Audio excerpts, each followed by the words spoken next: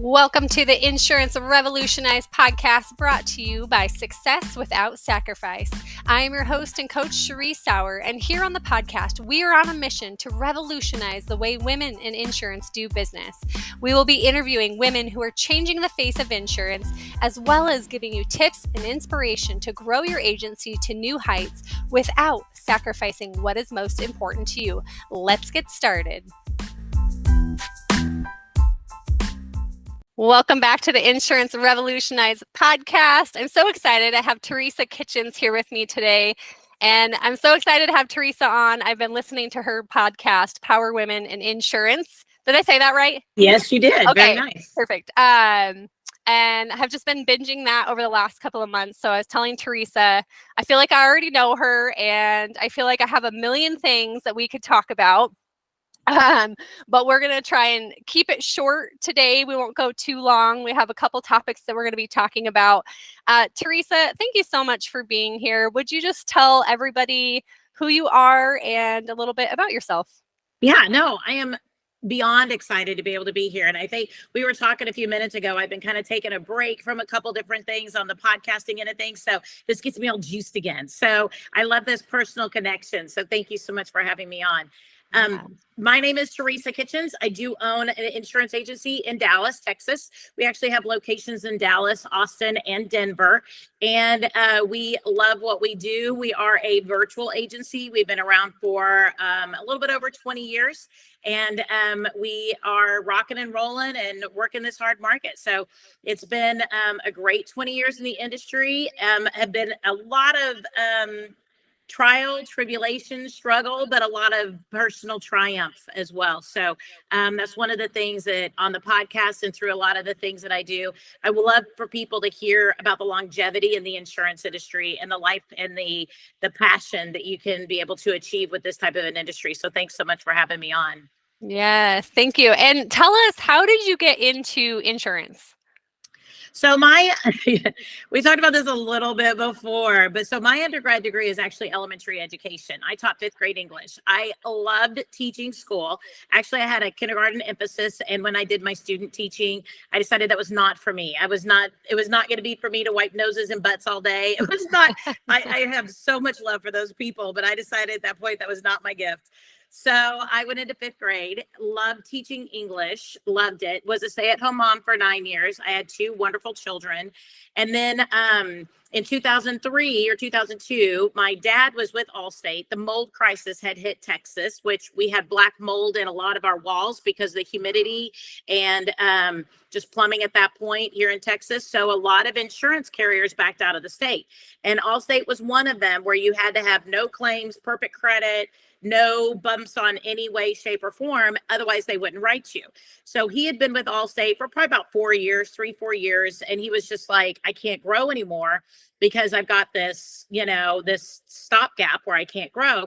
So he said, I've got a non-compete. I want you to go open up this agency. He said, and I'll be right behind you. And I was like, okay.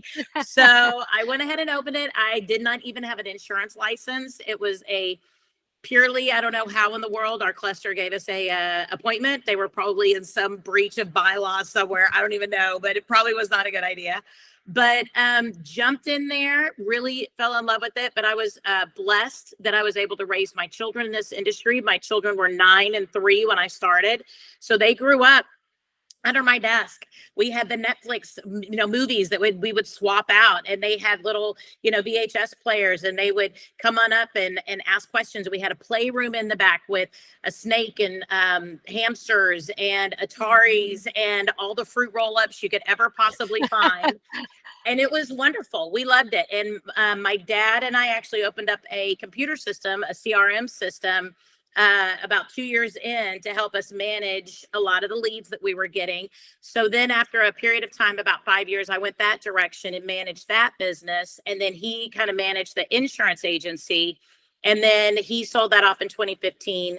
And I refocused back on the insurance industry. So I've been 100% insurance since 2015, but we did open the agency in 2003. So it's been a lot of fun, and I did have a large learning curve. And in this industry, it changes so frequently that I think we all feel like there's a constant learning curve to everything in this constantly changing market. I was just telling you before, I'm like, it's like a foreign language. Insurance is like it's literally like a foreign language. Yep.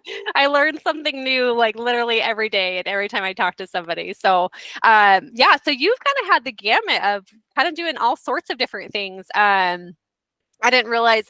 So I'm curious with the CRM system. So you guys were able to create that. You guys created it yourselves and then were able to sell it off. And now it's under a different brand. That's cool. So do you still use that system? We do not. We actually sold. Okay. We had it was built on a format where everything was in a circle kind of thing, where everything was built on everything. Today's day and age, they do more of a independent portal, to where you have independent portals that if one crashes, it doesn't crash all the other pieces. It's just built a little differently. So we actually came to a point where it needed to be completely rebuilt, because based on how a lot of the computer systems were working, we had added in an auto dialer, email marketing. We were working on a print mailing piece at that point.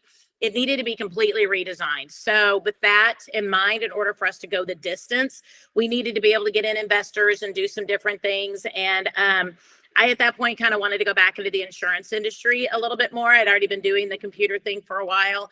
And at that point, too, the CRM world was really catching on fire, where we were, people didn't even know what any of that was. They didn't even understand. They were like, well, I could just have a spreadsheet and keep up with everything I need. And they did. It was a little before its time. And so with that, what we did was we just kind of took a step back. My dad actually owned that business. And so he decided to sell off mainly the data to another company. And then they kind of merged in where they could, and then took the clients and the data piece. We do not use it currently, unfortunately. It just doesn't go the direction that we really wanted it to go in the long run. But now there are so many different systems out there that are so robust and so beautifully built. But with us, everything was kind of like a circle, to where one thing went down, the rest of the circle would go down. So it needed to be completely rebuilt. So that's why we decided to step away from it. And at that point, I decided that since I did not really have any type of technology knowledge or experience, that needed to be somebody that was a little bit more further along in that learning curve than I was. So I decided to release that at that time. Nice. That's I just always find it fascinating of people who like build stuff and then like sell it off, and that whole process. I had started with gift boxes and had kind of gotten to a point where after 3 years, I was like, okay, this isn't really fulfilling for me. And it is that point of like, okay, do I sell this? Do I like, what do I do? What's the turning point now?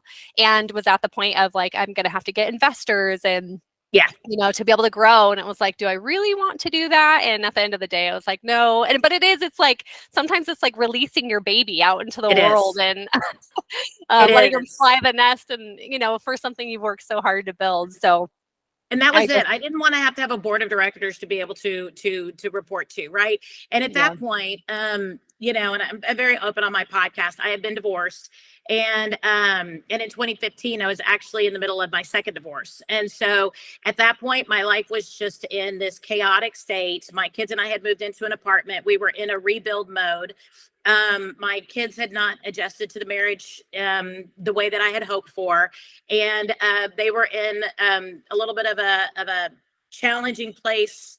Their dad had moved away for different reasons, and so I felt like in my world I just needed safety. I just felt like I needed to come back to center, and I needed something that I could really be a part of and that I would really love. And I felt like where that was going, didn't have the knowledge or the understanding to really take it where it needed to go. And it was one of those where I wish it loved and I wish it liked and I wish it all the wonderful things that it could have been, but I just felt like my time with it had ended. So I stepped away, and then my dad kind of did with what he wanted, and partnered up with another company to kind of take over the back end. And so it was a wonderful time.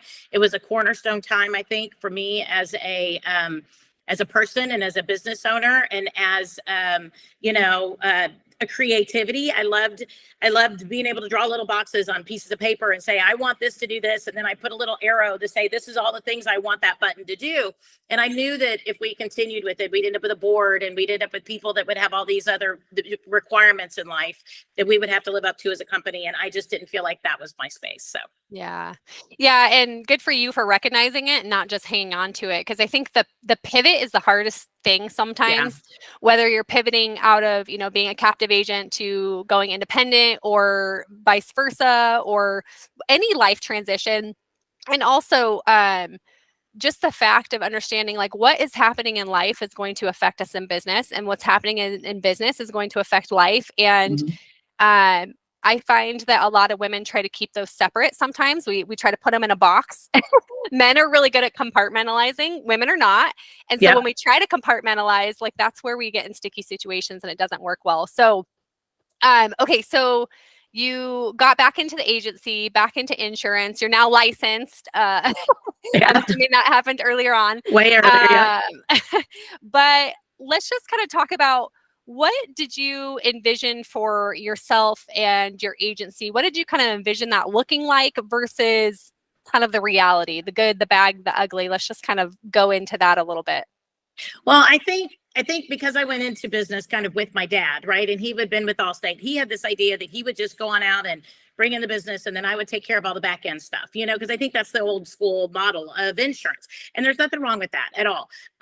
I think that after coming out of that CRM situation where we had a staff, we had a team, and I do believe that everybody goes through a personal crisis every 18 months statistically. And that personal crisis doesn't have to be massive. It could be a little bit more like subdued. It could be like car problems, or it could be, I'm just really, really tired or sick or something. It doesn't have to be massive. But especially since, and I had mentioned going through my divorce and just going through the fact that my children didn't acclimate well to the marriage, but with that concept, I love the fact that I had a team over here with the computer system, with the CRM system, and I had a team and we could work together. And it wasn't one person that if I took the day off, the whole world stopped revolving around that one thing. Whereas if we did this other business model, as insurance agencies do it, typically you end up with one or two, CSRs or something like that. And you have your outside producer or your man who brings everything in, or your person who brings everything in. And then the CSRs kind of take care of it. And I didn't want to be that person. I did not want to be that person who has to have everything cringing or settling in on the fact of whether or not I come into the office today. So I decided to be able to orchestrate my business differently. So at that point, my dad and I had kind of come to an agreement that I would run the insurance agency. So with that, I just kind of said, I want to hire people. I want to do this differently than how he wanted to run it. And ultimately it was in my name anyway. So we went ahead and we went with it. And I've been so honored to be able to work with some amazing producers, team members. We were using virtual assistants with the concept of the CRM system. So I brought that into the agency way before. In fact, I took those VAs and put them in my agency. I have one VA that has been with me for 10 years almost. Wow. So, we did a few things differently than other agencies. We had already moved over to voice over IP phones. We did that because during, right before my divorce, both my children were in the hospital for an extended amount of time. And my son had some heart problems that I needed to help him get to doctor's appointments with. So we moved over to voice over IP so I could have the app on my phone. We could be mobile. I could just pop up a Wi-Fi or work off of at McDonald's somewhere. That was what I needed to do to be able to keep the business and the mommy and me going. And I had already made a lot of those changes and adjustments. So what I really wanted was a team of people who love their job, who love what they do, but who also have personal freedom to be the people that they want to be. And so that's been my underlying compass to everything. If people are not happy, our clients are not going to be happy. If our team's not happy, we're not going to be happy as individuals or as a team. I don't want people going home miserable at the end of the day. We're all going to have days where we're not happy with the way that our day went, right? But we don't need to be perpetually in misery. And I didn't ever want to be that. And I don't want to be an agency owner that's gone all the time or not available to my team. But I also want backups. And so I think I really thought when we first got started that once we hit $100,000 in revenue, $200,000 in revenue, I was like, man, cha-ching, we're going to be doing great. Life's going to be fabulous. And then we hit like the 250 mark. And I was like, oh, well, I still want this, and this, right? So then we grew, and then I think you hit that 500-600 mark, and then you create a different vision. I don't think that people, when they get into insurance, understand that as you reach different mile markers in your career and in your agency, your vision is going to completely change. And we think, oh, this is where I'm going to be happy. And I always kind of wanted what some people call more of a lifestyle agency, which was something that gave me the freedom and the love and the team and the clients. And I just thought we would all just love on each other and it was going to be so happy and blissful. But when I reached a certain point, I'm like, no, we have these challenges. Let's do this. And in order to do that, we need to grow to this level. So I've realized that I'm constantly pushing that envelope a lot more than I expected. But when I get there, I don't give myself the credit for where I've gone either. And I need to make sure that I take the time, love where I've been, love where I am. And then I also need to vision forward because we need the combination of both in order to be really fulfilled. And I don't think I understood anything like that. And I thought that I was going to hit this level and then everything was just going to be heaven. And it isn't, even though we've done a lot of really good things and we were really in a good place, but it's not done the way I thought it was going to be, Yeah. I love that you talked about that because I think everyone gets the 100K, the 200K. And when I hit this point, then I'm going to be fulfilled. Then I'm going to be happy. And it's like, it's not the money that brings the happiness and the fulfillment. It's the growth through the process. Yeah. And, and you, even beforehand, we were talking about, you just kind of feeling burnt out over the last couple of years and, just trying to figure out what's going on. And part of it is you have gotten to this level, right? And so now it's like, okay, well, now what? I've grown all this. I've done all of this. So will you talk about that a little bit? Because I think this is more common than not common, whether it's burnout because you're in your first 2 years and you're hustling, right? Or it's burnout because you've hit kind of the pinnacle. And now it's like, what do I do now? And being an empty nester, you talked about, and so lots of different moving pieces. And it's not one thing or the other. It's usually a combination. And my background is sports medicine, and something that we saw commonly in athletes is called overtraining syndrome. And they would get to this point where their performance was decreasing. They just weren't motivated. They were tired. They were maybe depressed. And they're like, I don't know what happened, right? That's me right there. If you can't see me, I'm raising my hand right now. I mean, that right there, that's me. Yeah. Yeah. And it's, and they get to this point and they're like, everything was great, right? Like I have the success I want and my job is good and all of these things. And they can't figure out like what in the world just happened. And it's multiple factors. It's not just one thing. It's usually a multitude of things. And so would you just talk about that and kind of your experience with that over the last couple of years, where you think that's coming from? Because I think this is such an important conversation to have, because a lot of people look at you, I'm sure, and they're like, wow, Teresa has this success. She has it all. She has everything, right? She must just be living the life. And it's like internally, there's a lot of stuff going on and we don't talk about it. We get the highlight reel, and not that we're trying to necessarily, but this is a conversation that I think is so important for people to hear from somebody who is as successful as you, that even with all the success, there's still moments where you are going to maybe not feel fulfilled or happy or joyful all the time. And I think this is really important to point out. So would you just kind of walk us through kind of what that experience has been like, what's been going on for you? Yeah. I mean, I think the biggest thing is whenever we get into a funk, whatever that funk is, listen to what is going on in our brains and listen to what's going on in our souls. And I think because if we stop and I love to meditate. I don't meditate enough, but I don't know anybody does. But I think that by listening to what's going on inside of our head and inside of our hearts, we can get a lot of insight when we get to that wall. it's a lot like exercise. It's a lot like running. You use the sports medicine type situation. Everybody gets to a point where they kind of level off, okay, and then they've got to push their body to get to it. And when we're younger, it's fine. You push over it. You push, right? You got to be able to maybe get in the gym and do different types of weights or do different types of exercises to get yourself over that hump of achievement. And I think when we get a little further in life, we think that that's all that's really going to take to be able to push onto that next plateau or onto that next set of above the plateau to get to the next set of growth. But I think that when we get to a certain point in our careers, we have to understand we are so much more than the compartmentalization that we've made of our career, of our personal life, of our finances, of our team, right? I can say I've got a great team, right? But if my home life is really struggling, then that still affects us. And I'm not a big fan of true compartmentalization. I definitely believe that there are times you just need to nut up, move forward. We'll deal with that later.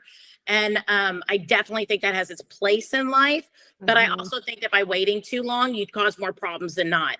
And I think sometimes when we get into this situation where we build a book of business, we're starting this career, this is tough. Everybody always says, if you can make it through the first 5 years, you'll be able to eat, right? And the problem is that you don't for a while, you don't have that extra money. You don't have that extra freedom to be able to do what you want to do for a number of years, for a long time. And I think then when you get to that point, then all of a sudden you're surprised by the stress that comes with keeping it. And I think it's because we've compartmentalized it. If I can just do this in my career, then all these other things are going to come into play. But then the problem is something else happens or something else comes into play that it makes the work harder, or it makes your personal life harder.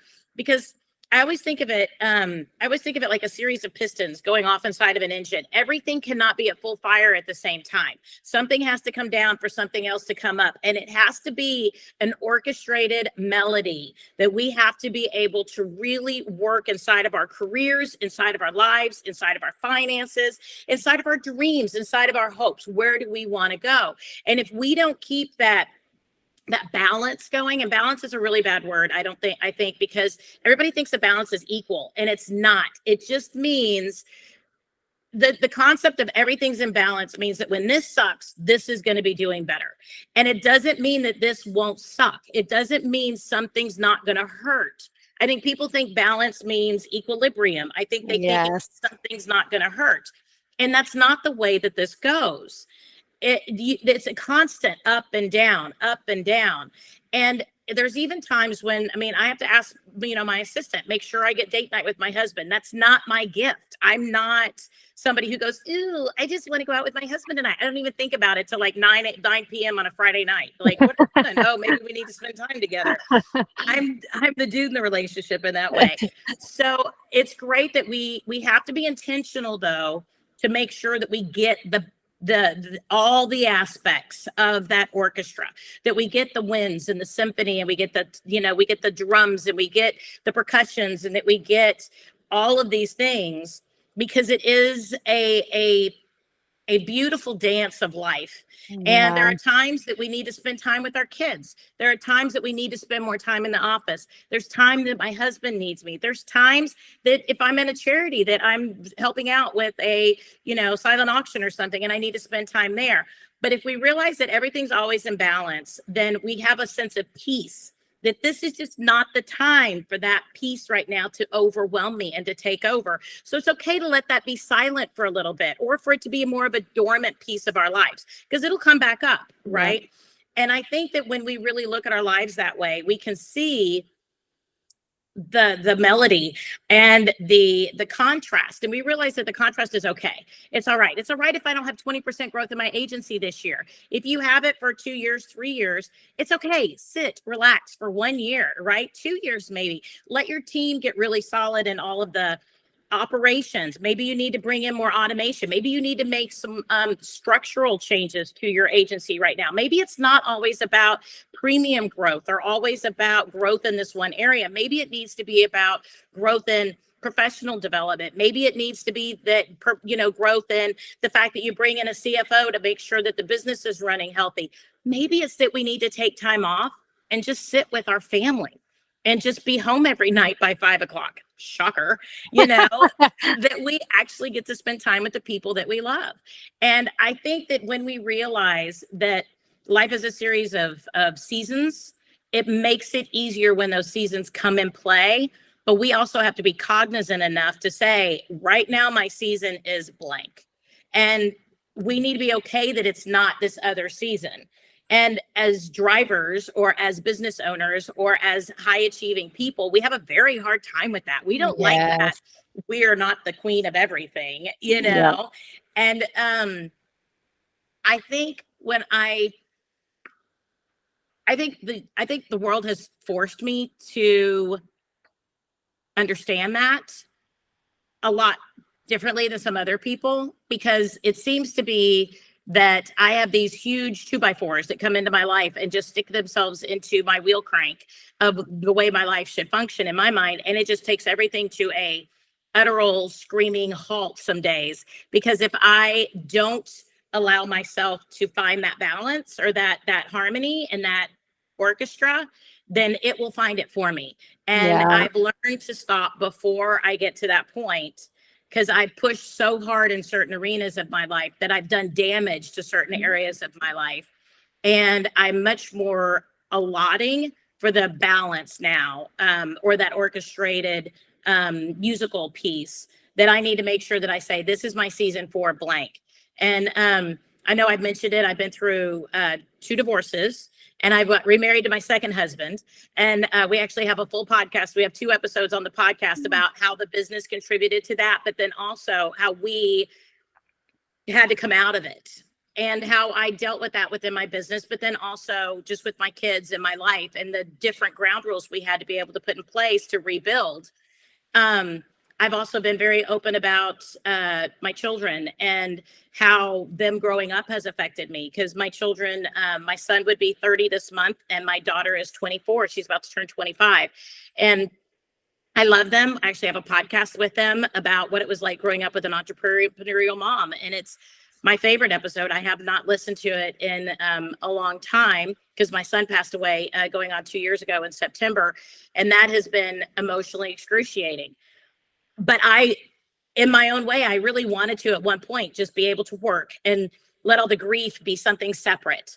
But you can't do that, because the grief comes back. And same thing with the other things. If we don't pay attention to our marriage, if we don't pay attention to our children, if we don't pay attention to our business, our personal finances, all of that comes back with a vengeance at some point. We can put it away for a little bit, but we can't put it away forever. And when we hit that burnout, I think it's that we're not seeing the orchestra. We're not seeing how right now it's time for the piccolo to be able to have a solo, right? But it doesn't mean that the oboe is not a beautiful instrument. It doesn't mean that the tuba isn't going to be awesome. It doesn't mean that the timpanis aren't going to come in a few minutes.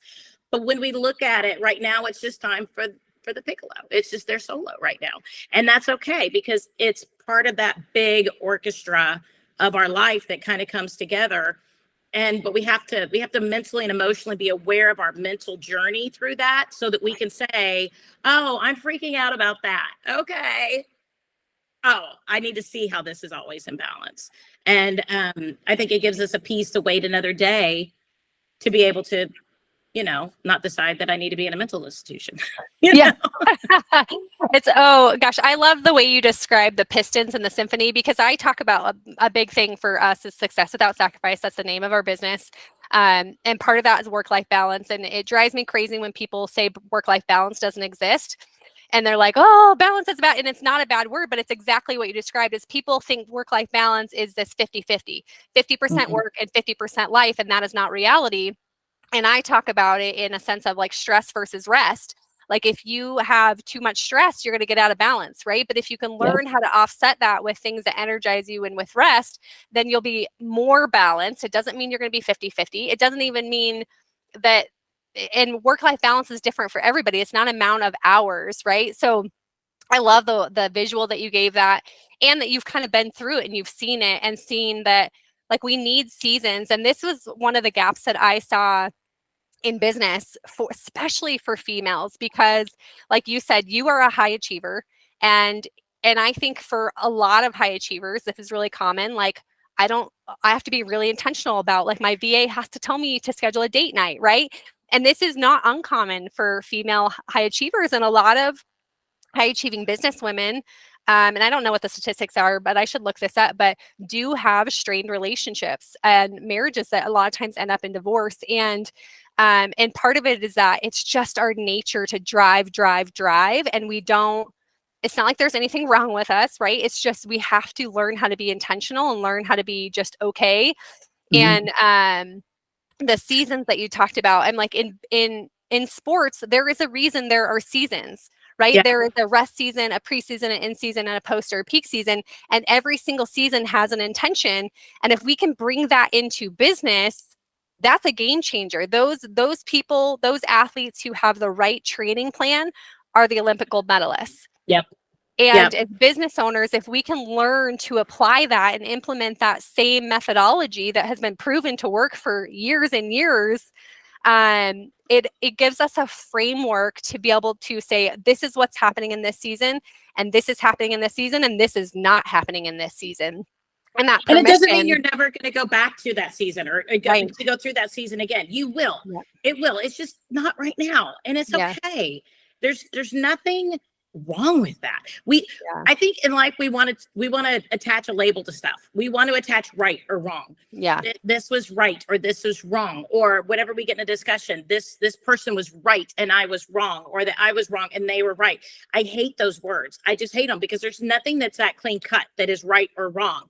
There's just a timeline that we have to be able to make. And when we come back to it, then we're rested and we can be better in the season for that piece of our life that needs that attention at that time. We'll be better for it in the long run.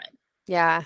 Yeah. And I find that a lot of people, and I used to say that I don't have time, or self-care, especially as high achieving women, Yep. it gets put down on the to-do list, right? And it's like you have all these other to-dos, and it's like, oh, well, if I have time, I'll get to it.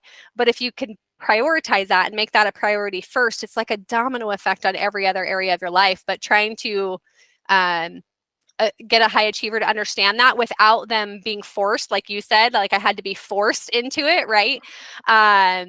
So Teresa, you had mentioned, so a couple different moving pieces: divorce, and then got remarried, and you completely changed what you did and the way that you did it, and so your marriage could be successful.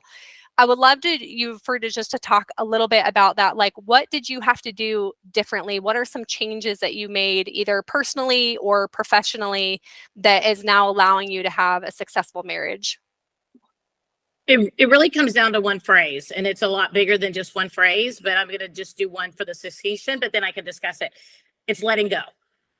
And to me, what that means is that I'm not the queen of everything. Just because I'm a business owner, just because I'm a mom, I think sometimes we get so expectant that we're supposed to be the one that holds everything together.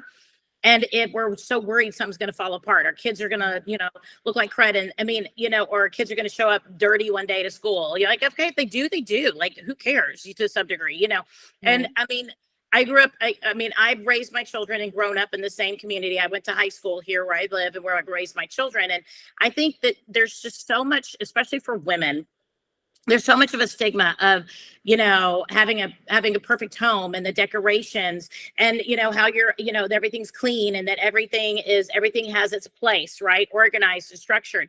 I think our kids look good. Our kids are doing well in school. They're taking AP classes. Oh my gosh, we went on vacation like to Disney World this year. Oh my gosh, we're gonna go to Paris this year. We're gonna take the kids because we believe they need a big world view. And if we're not doing all these things, we somehow come back and judge ourselves that we are somehow not viable human beings. Yeah, and it's just wrong. It's just so wrong. And I don't like it. I mean, I'm all excited when everybody's kids go to college and everybody's like, oh my gosh, my kid got into this program. Oh my gosh. Statistically, a fourth of the kids are going to graduate from college, which I'm super excited. You're about to go spend $60,000 for your kid to go halfway across the country, and you're going to give them a $30,000 budget to go decorate their new apartment because they can't live in a condo or can't live in a dorm. But the reality is that what's best for my family? Is that what's best for the big picture? We don't think of that. We think about all these things that we think of as somehow showing our value, and that if we can't keep them all in balance, that we're going to be a failure. And I think that we have to release that. We have to let go. And when it came down to my husband and I, with a blended marriage. He has 2 kids that were already adults that were older. I had 2 kids. One was pretty much out of the house. One was still in the home, but he had a very different parenting style than I did. And he was much more of a type A personality. And I am a type A personality in a lot of ways. But if I'm with a type A personality, I don't like to argue and I don't like to fight. Honestly, I'm just going to do whatever I want to do anyway. But what I do is I take a second seat. And what I did was I took a second seat to him. And what happened was my children and most people in my life felt like I had changed because I was like, oh, what do you want me to do? But at the same point, I had been in a situation in a business where my dad, my stepfather, he's actually my stepfather, did not really participate in the business. And I had to figure out how to be a business owner kind of, I feel like by braille. I was kind of feeling around in the dark. And I found this really wonderful, very well-educated man who had a great business background. And I just gave in to everything that he told me to do. And everything was very spreadsheet driven, very MBA. Look at this diagram. And this is what you need to do based on this pie chart. But it was totally the antithesis of who I am. So when we broke up and then we got back together again, I went back to him and I said, I know who I am, and who I am is glorious. And I love who I am. And my children love who I am. I have tons of friends who love who I am. And we were actually divorced for a full 2 years, but we were actually not together for about 11 months in the middle in there. And I just said, I like who I am. And if you can love me as who I am and what I bring to the table, then I am here. But you are not here to change me, but I am not here to change you. And I don't need to change the people in my team. I don't need to change the people that I work with. I don't need to change my clients. I need to love them and be with them where they are, but they need to let me be who I am. I cannot lose myself. I remember going through some counseling with my daughter, and she looked at me one day and she said, Mom, I just feel like I can't find you. I feel like I just don't know where you are anymore. I don't know who you are and how you're going to respond to things. And I took that very seriously because I thought, I've always been right here. How do you not know who I am or where to find me? And she was just like, it's because you're letting everything else. You're letting the stress, you're letting people, you're letting your friends, you're letting your business, you're letting your finances, you're letting your husband control all of your responses. And I was like, I do. And then I realized that I was giving up my power because I thought somebody else could do it better than me. Yeah. And in that time where we were in our apartment by ourselves, I had a friend of mine say, look at your kids and realize that they are whole, perfect, and complete, exactly as God has created them to be able to be. And that they will find their own way. And that they have a story when they sit around, they have a glass of wine with a friend and they go, ha, ha, ha, when I was this age, guess what happened to me? We all have those stories and we can't take them away from the people that are living those stories. Same thing with our team. We can't go in and solve all their problems because they need to learn how to call the carrier and answer that question. They need to learn how to be able to deal with that difficult client. If it gets to be a certain level, 100%, I'm there and I will take care of it, right? If they have a question, come knock on my door. But I'm going to come ask you, how did you already try to solve this? And then we'll talk about if that doesn't work, what we can do additionally. But I expect my team member to go back and to fix it. I'm not going to go fix it for them. I even went to the point where I sat my children down and I said, I've been this helicopter mom, right? I've been like, just hovering, right? I said, that's done. I said, we are having a formal family meeting. And I said, I love you and I trust your instincts. And I am here to help you grow, but I'm not here to tell you who to be. And I told them, I said, helicopter mom is done. She's landed. She's gone. She's having a drink in the bar. So if you want to, come on over, have a seat. Let's talk through things. But I'm going to ask you, what do you want? And how are you going to fix it? And I've even gotten to the point where I say, do you want advice? Do you want me to listen? Or do you want me to be your champion? And if they say, I want you to be my champion, I'm like, rock on. I'm like, dude, this is what, yes, go, yes, but if they say I want advice, I'm like, okay, what are your goals and how can we help you to achieve those? Does this that you're doing match up with those goals? And I try to walk them through that process. It's not you need to do because people shut down with that. Yeah. But then if I just want you to listen, I shut up. I stop. And a lot of times I'm just like smiling and nodding. And some people are like, why aren't you talking? I'm like, do you want me to talk? Because right now I just want to give you space so I can listen. And taking that into my business, taking that into my marriage, taking that into my children healed so many things. It healed so many relationships. I can't even begin. I had friends that came back to me and said, Teresa, you were so angry. I didn't want to be around you before you changed. You went back into this thing. Because I got to the point where it's like, if people won't do what they need to do, then I don't need to be a part of their life, you know?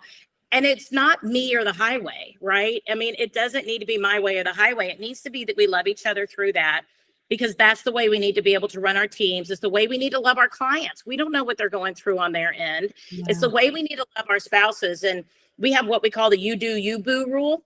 And it is, if my husband's getting a little saucy or whatever, I'm like, okay, baby, you do, you boo. I don't have any responsibility for this. And I'm not here to carry you. So I'm just going to love you through it. And I'm just going to kind of watch the, maybe the flames if it comes to that. And I'm just going to love you. And I'm going to stand there with the fire extinguisher, asking whenever you're ready to not burn anymore. But I'm not here to keep you from burning if you're going to walk into that fire.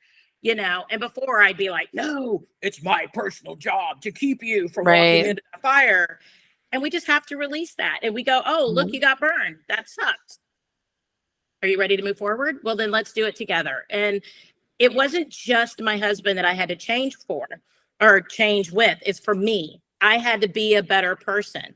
And my son and I had we had a fabulous relationship. We had a very, very, very good relationship.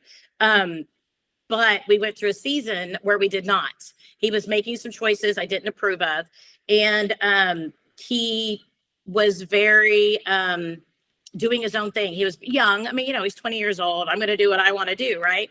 And when I got to the point where I was like, that sucks. How are you going to fix it? And I wasn't helicopter mom anymore. He was like, oh, so you're not going to fix this? I was like, nope.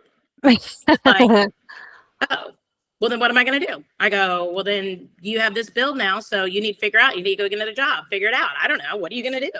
And all of a sudden he had to think for himself. And so it helped him to think forward, but then it also healed our relationship, that I saw him as the strong man that he was growing into.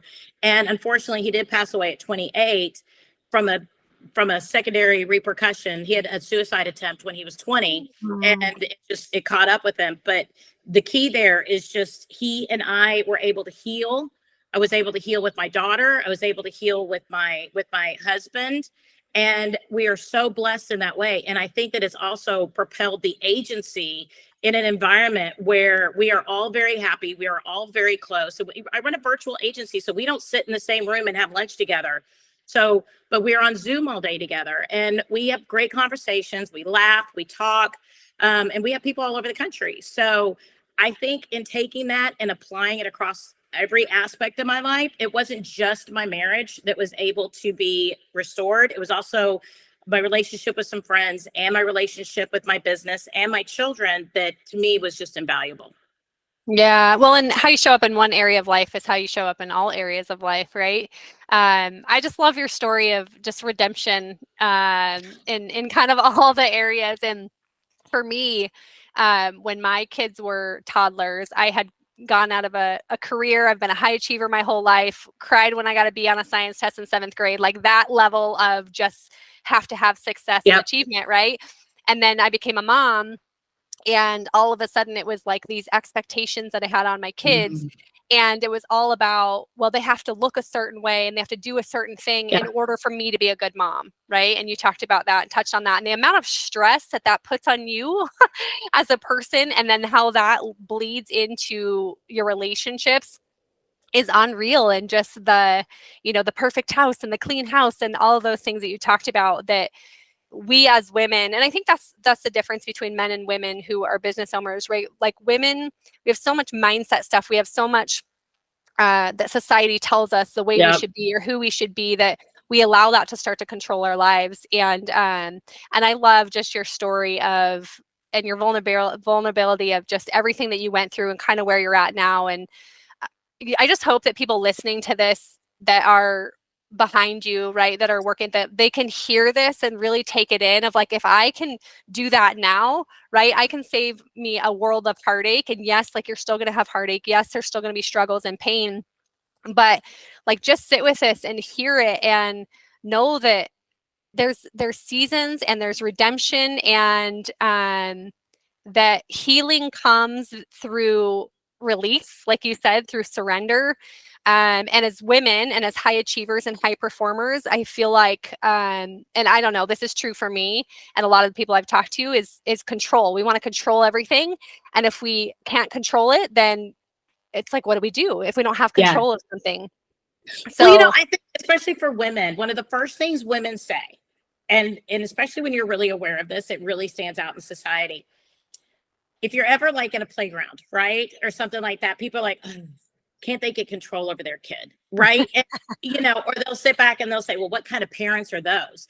You hear that all the time, yeah. right? If you, I mean, I remember I was like 7 months pregnant with my son. I went to go see my grandmother and she was like, we've definitely been eating for two, haven't we? And we're just surrounded in our lives with shame. And Yeah. I feel like we shame ourselves, we shame the other people in our lives, and we don't intentionally do it.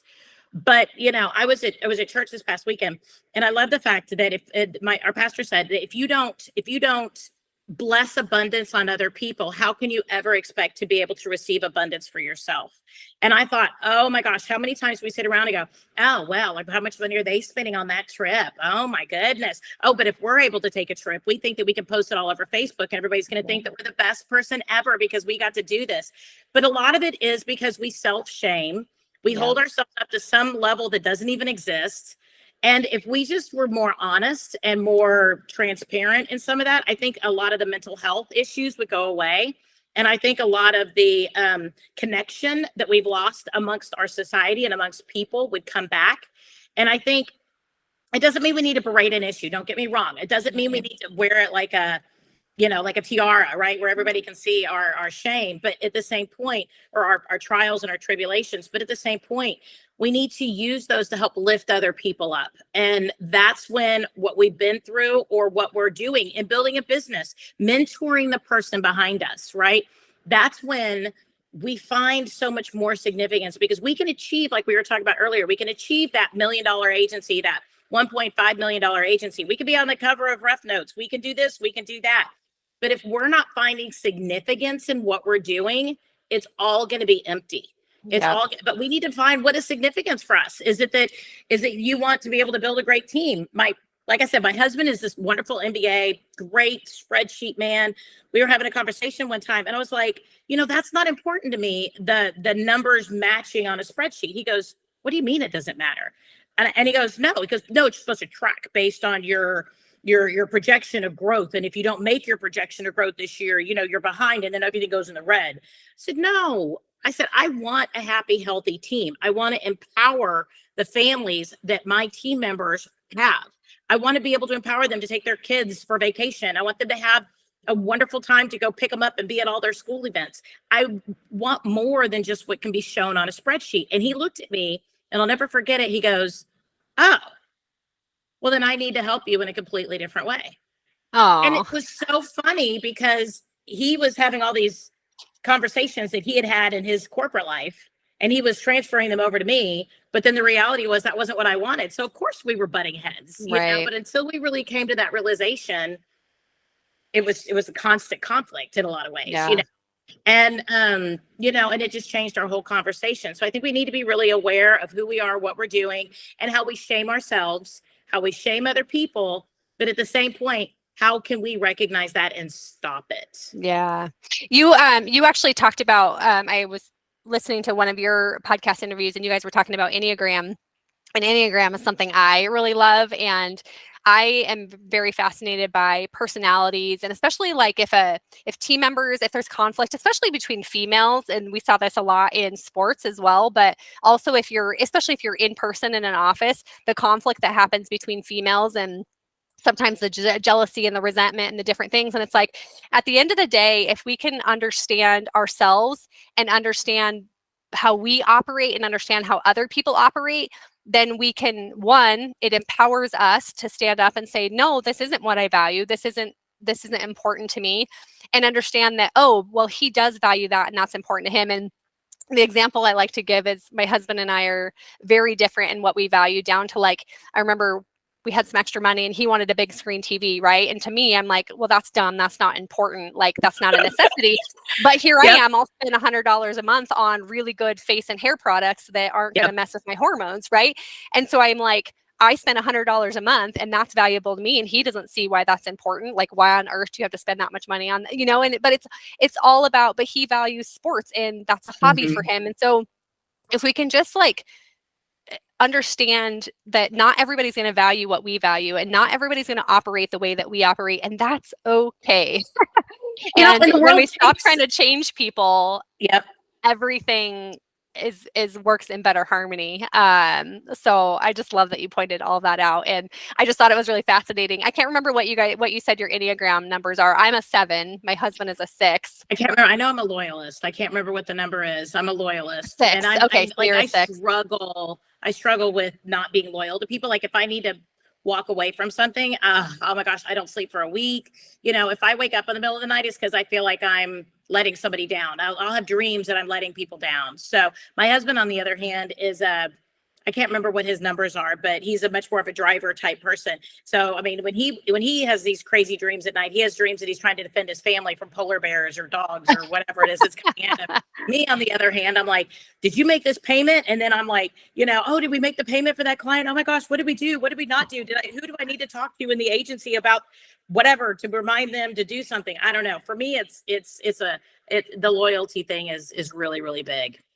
Yeah, and just understanding those different personalities, I think, is very empowering as an individual, and just for communication and relationships too. So, okay, so we are just about out of time, and I want to be respectful of your time, Teresa. I feel like we could like talk forever. I might have to have you back on and absolutely talk about another topic or something. But I just want to wrap up.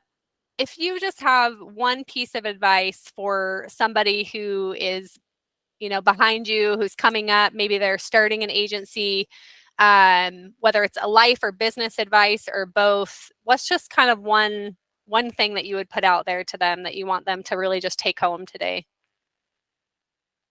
Wow, that's a really big question. I would say just keep at it and give yourself grace. I think those are, to me, the biggest things. I think when we can realize that life is a series of seasons, when we can realize that we're part of this orchestra, when we can realize that there will be things that will knock us on our rear ends, and when it happens, be okay with it. Be okay with the fact that right now I need to do blank. There's a great show right now on Apple TV called Shrinking. I don't know if you've seen it before. Mm-hmm. And it's a psychiatrist, and his wife passed away. And one of the things is they have a hard time mourning. They have a hard time processing these feelings because they don't know, they're scared of them, right? So one of the things they do is they say, take 15 minutes a day and just play some music or something that triggers you, right? And then just let it just go. There's, and then like it'd be done. Like 15 minutes, okay, fine. Set an alarm, but you let it out. You recognize that it's there. And I think that being persistent, consistent, being tenacious, but not tenacious to where we're hurting ourselves, is really the key. It's giving ourselves grace, giving ourselves love, realizing that things are a season, and then saying, okay, now it's time to pick this piece back up. Now it's time for this piece. And I think doing things that set your soul on fire is really a big thing, because in this industry, insurance may not be the thing that sets your soul on fire for a little while. It is a very noble industry, and I love being a part of it. But talking about that homeowner's insurance deductible isn't necessarily what sets my soul on fire. But it does set my soul on fire to be able to have work, team events. It does set my soul on fire to be able to volunteer at different events, to be on boards, to be able to help other insurance agency owners as they're getting their feet wet and really getting into the industry. That does excite me. So look for things that excite you. Feed that. Yes. and then realize the seasons and just stick with it. This is a marathon. No, it's not even a marathon. This is an ultrathon. This is an ultra. Okay. This is not 26 miles. This is not 6 miles. This is not 13 miles. This is not even 100 miles. This is a lifetime. Yeah. A lifetime where we are building, we are taking care of people, we're taking care of our team members, we're taking care of our clients, we're taking care of, the carrier reps that come into our office because they have a job and they have families and we're part of their ecosystem. And just being tenacious, but giving yourself space and realizing that everything's a season. So that's, just love yourself. That's what it really comes down to. Self-care does not mean we have to go take a bath. Everybody else thinks self-care is like a bath with candles. It doesn't have to be that. If I love listening to Brene Brown, I will just put on a Brene Brown podcast or listen to one of her books. And there's something about that helps me refocus into where I really want to be and who I want to be. And that helps me to refocus. If you want to serve, know what sets your soul on fire. For me, it's service. Wow. I have to feel like I'm serving. If I feel like I'm dominating, I hate myself. I just don't want to be that person. So I love Rotary. I love serving the industry through, different organizations that I'm part of. Find something that sets your soul on fire, because honestly, talking about deductibles for wind, hail, or for property, for commercial insurance or pollution coverage, ain't gonna do it. Yeah. Yeah. And I love that you pointed that out too, because I think as business owners, a lot of time, and a lot of the clients that we work with, is they just lose joy and they lose that fulfillment. And yes, you get to serve people and there's a certain level of fulfillment in that, but at the end of the day, like, that only goes so far, and doing the same thing over and over. And so really finding that stuff that sets your soul on fire. And I love too that you're serving because you love it, not out of obligation. And a lot of women say yes to things out of obligation, and, oh, this is a good thing, so I should do it. That there's a different energy that's going to take away from you than an energy that it's going to give you. And so I love that you pointed out too, self-care is not just a bath, right? And when I had a self-care gift box company, we talked a lot about mental, emotional, physical, spiritual self-care, right? And really understanding, because at the end of the day, giving somebody a box of products or services wasn't enough. It wasn't enough to create that transformation. It was getting down to, like, what actually fuels you as an individual person, and knowing what works for you specifically versus doing something because you think, like, oh, that's what I should do. So, and I love too, because you've been in the industry for so long, that you're finally at a point you're like, I have to start fueling my passion in different ways, because you've hit the success, you've hit the goals. And so you have to start feeding that in a different way. And there's nothing wrong with that. So I love it. Well, and I think the last thing I'm going to say about that too is what set your soul on fire 5 years ago, 10 years ago, 20 years ago does not necessarily set your soul on fire today. And that's one of the things I've really struggled with, because when I went through my first divorce, I used to just pour onto the concrete when I used to go run. And I ran marathons, and I ran half marathons. And I mean, I did like 5 or 6 a year. I mean, I was all pounding the pavement. I would get up in the morning and I would pound the pavement. Then I had a treadmill and I'd go run at night. I mean, it was an outlet for me, but honestly, I burned myself out on it. I truly did. And I got hurt. And now I can't run because I messed up my back and anyway. So now I try to run and I'm like, oh, now I'm fat and I hate this. And this is just miserable. And I remember just going out for like 18, 19 miles, just feeling it and just thinking through how to solve the world's problems. That won't work for me today. Yeah. It's not a drive for me anymore. Yeah. But I needed to find things that did set my soul on fire based on who I am today. It used to be volunteering with my kids. My kids are older, I mean, they my daughter lives in Denver, I mean, my son did live here, but, of course, but, it's like, who am I going to go hang out with for my kids? I don't have that personal outlet the way I did before. So find something else. Like, I loved Rotary. I was club president for Rotary for a while. Love that. Was volunteered there for a number of years. Now I'm doing more industry stuff. Love that. Start a podcast, something that you're passionate about, share who you are, but find out what sets your soul on fire and what you're visionarily excited about, what you can see a future for, and then really latch onto that. But remember, it might not be what set your soul on fire 5 years ago. Yeah.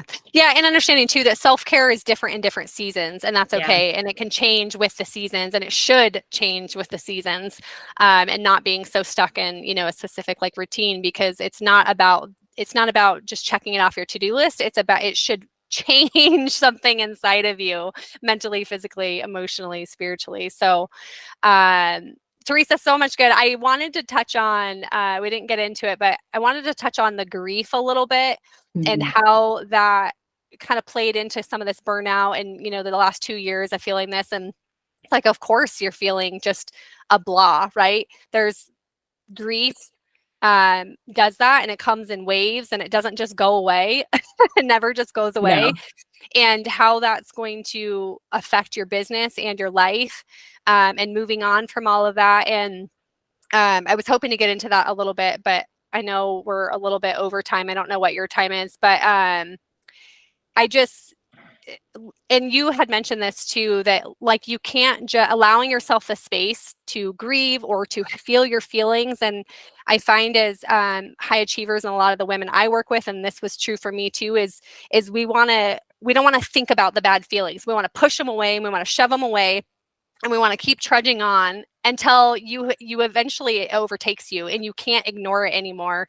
And you have to allow yourself the space, and that feels scary and it feels hard. And, whether that's working with, a counselor or a therapist, or just giving yourself in the day to allow your body to feel what it feels.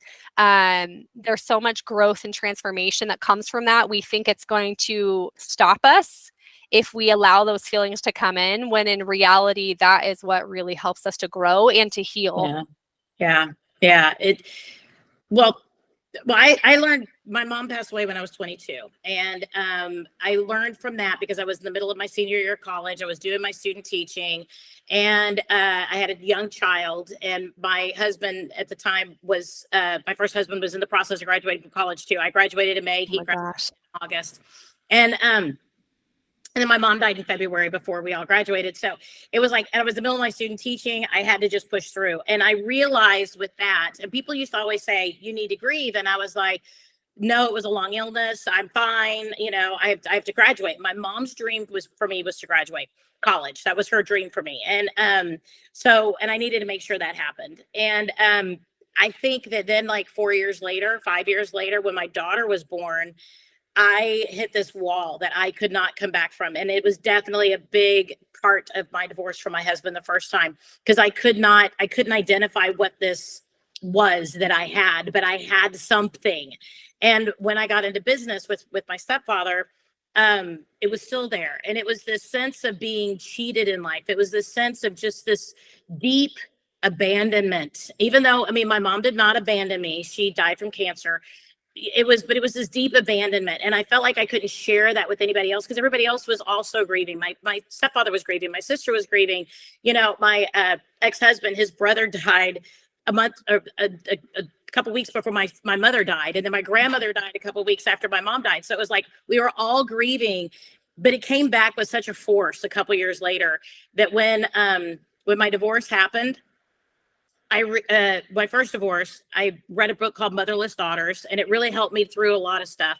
But then when I went through my divorce with my second husband, I read a great book called Go From Average to Awesome. And it was how to be able to confront your fears and step over them and go into where you need to be. And that was super impactful for me, because I needed to come back to center and say, I am a good person. I am okay. I do have a sense of knowledge of where I need to go and what I need to do. So that helped me through that portion of that grief.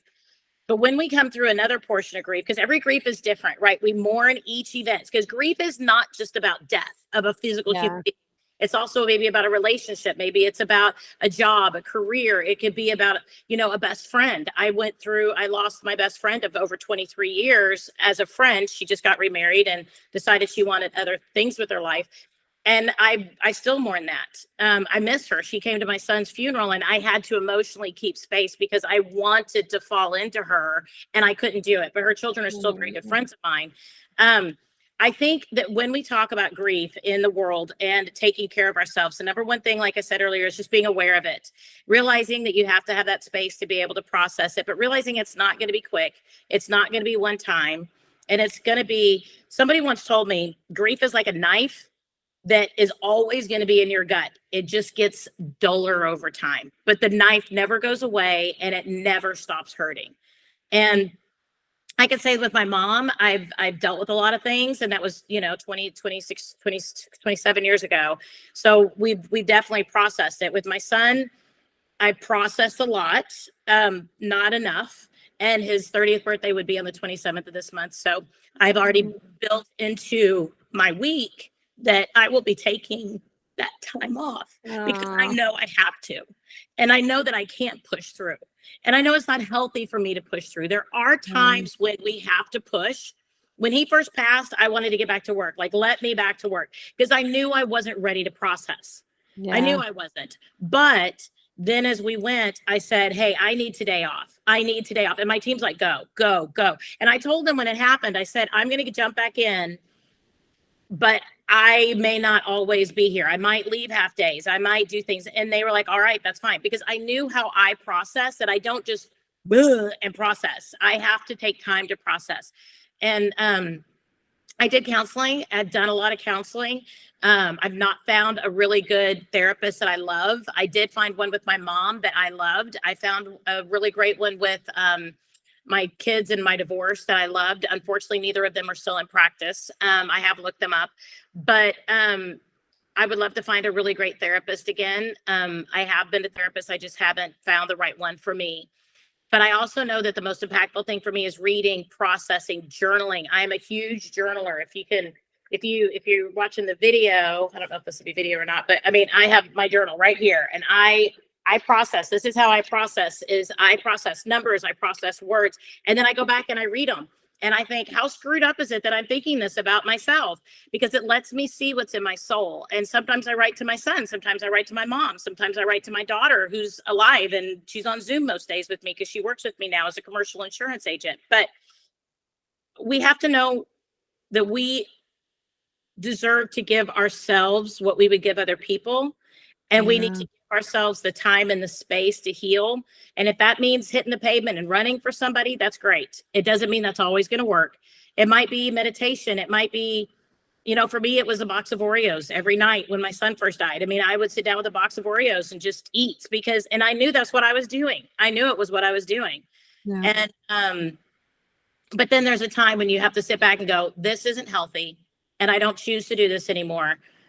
I call it licking wounds. I was licking that wound. It's been licked. We need to do something else because this is unhealthy. And there's a time when you're like, okay, I just need to be miserable and I just need to feed that right now. But then there's a time you just need to put your big girl panties on and move forward. And it doesn't mean we can't go back there, Right. But we need to give ourselves the grace to do that. Yeah. We are our own team member. We have to bring our best to our families, to our team. We have to bring our best to, our finances. We have to be clear of mind. We have to be able to keep our businesses moving forward because people depend on us. And that means that I need to be able to get out of my own way some days. And I don't always do that. But as far as grief goes, just take time to let it sit, listen to it, feel it, and do whatever works for you. I mean, it might be talking to a pastor. It might be talking to a best friend. It might be a girls' night. It might be going and sitting in their apartment complex in the lobby and just crying. You don't know. Or a combination of all the things. Or it might be everything. It might be everything. It might be every once in a while sitting down with a box of Oreos. I don't recommend it on a regular basis. I've had to lose the 36 pounds I gained, but that was no fun. But, you have to listen to your soul, and just let it be what it is. And don't judge it. Again, don't shame what we need out of this moment. If it's reading a book on self-help, great. If it's reading a fiction book because you just can't process any more information right now, let it be that. Yes. There's nothing wrong with finding joy in a moment. If it means knocking off work and going to a movie, go to a movie. Do what's right for you. But also what we need to do is allow the other people around us the space to do those as well, because we're not the only person processing grief in different ways for different events in life. Yeah. Oh, thank you for sharing that. I know that's not easy to talk about, but also it needs to be talked about, right? And when it comes to grief, we're just like, ooh, we don't want to talk about it. And people get uncomfortable with it. Most people don't even know how to deal with it. I find that most people, it's not that they don't want to be there for you, it's that they don't know how to be there for you. Yeah. And if we do encounter somebody with grief or processing grief, even if it's a team member or whatever, ask them, how can I help you today? Don't expect people to come to you with answers because they are so overwhelmed, usually emotionally. They don't know what they need, right? So we can just come and say, is there something I can just do to serve you today? Right. And it really bothers me when people take things out of my hands. Maybe it's that type A personality. I don't know. But I mean, if I'm doing something and somebody comes and takes it out of my hands, I don't see that as taking something off my plate. I see it as telling me that I'm not good enough. Right. So really look at how we can serve people, ask people how we can serve people, and serve people in a way that's appropriate for their grief and where they're at, because they may need space to be able to process their grief. They may need you to just listen. They may need you to help them process, and they may need you to just take care of things so they can disappear just for 24 hours. And we don't know, but if we don't ask or try to be sensitive to that, we're not helping. We're more of a hindrance at that point. Yeah, that's such great advice, as asking, don't just take, or don't just assume. Don't assume that you're helping. I know that my tendency is control, right? Or I want to help people. And so it's like, sometimes that can be overbearing and it's not helpful. So I think that's really good advice, is like asking. And either they're going to tell you or they're not going to tell you. And that's okay too. And it's okay to not be able to help, if somebody doesn't want help, like you can't force that either. So, and today may not be the day they need your help. It might be tomorrow. I mean, yeah. Asking says I'm available. Yeah. And so when they do need help, maybe they will call you. I mean, I don't know, Yeah. hopefully, or maybe they'll reach on out and just say, hey, I need you to pick up the kids today. I just need to lay in bed. And okay, fine. I'll go pick up your kids from school today.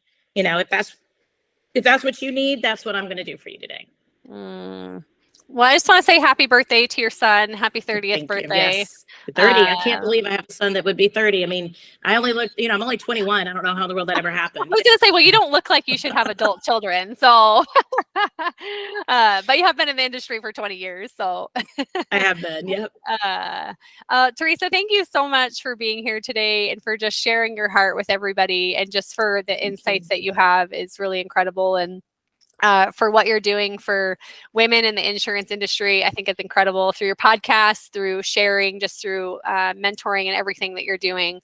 I think you're just such a light for people, and I love listening to your podcast. Can't wait for new episodes to come out, but I also appreciate that you have given yourself the space to not and to be okay. We were talking about beforehand, podcasting and all of that stuff. And so where can people reach out to you, Teresa, if they want to connect with you or learn more about you? Yeah, so people can reach on out to me. I'm on Facebook all the time. So Facebook, Teresa Kitchens, just like the room with an S, Kitchens. And then I am on LinkedIn and I am on Instagram. I do tend to not be on those as frequently. If people want to look us up, we're the Sterling Insurance Group in Plano, Texas. You're always welcome to reach out to me that way. So, I mean, people can always reach on out to me. It's just my first name dot last name at sterlinginsnow.com is my email address. So it's TERESA.KITCHENS at sterlinginsnow.com. And people can just give me a call, reach on out. I'm super available. If people look for me, I'm generally around. They can check out the podcast too on Apple iTunes, Google Podcasts, Spotify, and most of those have different avenues for you to be able to for people to be able to reach out to me as well. I'm on most insurance Facebook pages too. So if you just kind of Google me up or whatever, you can usually find me. And I'm always here. Honestly, that is what, to me, the significance of what we're doing is being available and being here for people. And to me, that is why I choose to do what I do. I don't get paid for the podcast. It's a passion project because I love where the industry is going and women in the insurance industry. So if anybody wants to reach out, I'm happy to be able to chit chat. I know every time I hear somebody, I'm like, oh, I need to get them on the podcast. I know. You need like a list. I actually have a book. I actually have a Monday.com board where I put people in whenever I think about them and I put them in. So that way I can always go back and pull from it later on. Yeah, that's awesome. Thank you so much, Teresa. Thank you for being here. Thank you so much for having me. It's been a pleasure. Yes. Hey, for those of you still sticking around, we have a mastermind coming up for insurance agency owners coming up October 2023. It's going to be a combination of one-on-one coaching and group incubator. If you're interested in that, we will be giving out more details here soon, and you can check out the show notes. Thank you so much for staying and listening to us today. We will talk to you next week.